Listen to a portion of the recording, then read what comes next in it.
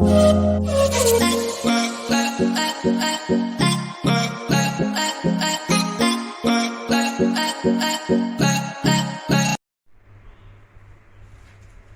again, guys. Welcome to another one of our math videos where we're going to be looking at calculating the total surface area of prisms, triangular prisms, or as we call them, wedges.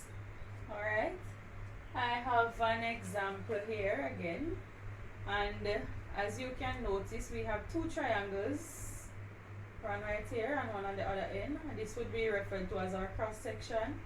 And we have rectangles all around. 1, 2, 3 rectangles. So as was previously discussed, we know that once we want to calculate the total surface area, all we are going to do is break down the solid into all the different faces that were put together to make it up. Each one of them is in the shape of a polygon. We calculate the area for each one of these faces and then combine everything to get our total surface area. So we have an example on the board of a triangular prism, and at this end we have a triangle. This one in the example is a scalene triangle. So all three sides of the triangle have different measurement. So you know that the triangular prism can come with different triangles, whether an equilateral, isosceles, or scalene on either ends. But this one we are using a scalene. Alright, and we are also given our height for the triangle, which is 12 centimeters. So we are going to try to work out the area for the different faces now. So we are starting with this rectangle that I have at the front. So the area of the rectangle at the front, trying to identify my dimensions.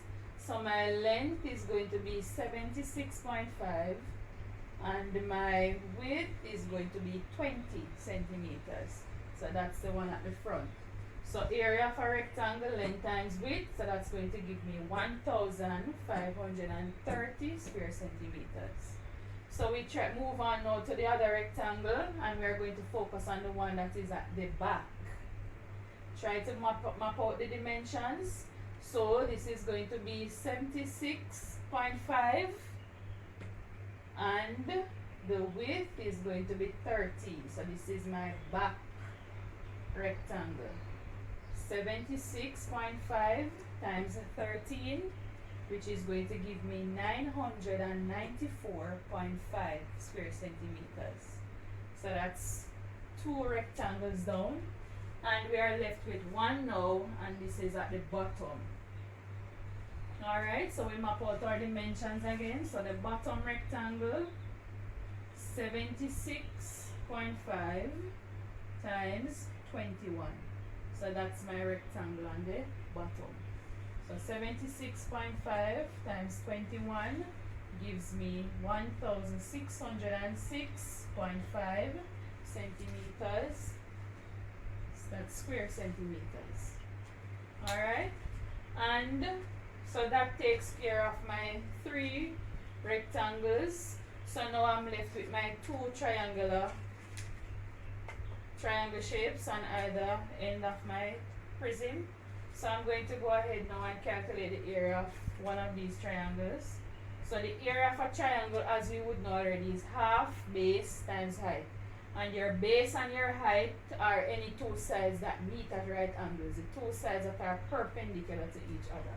So when I come to my diagram right here, I try to look at the two sides that meet at right angle, which is my base right here, and my height is going to be 12 centimeters.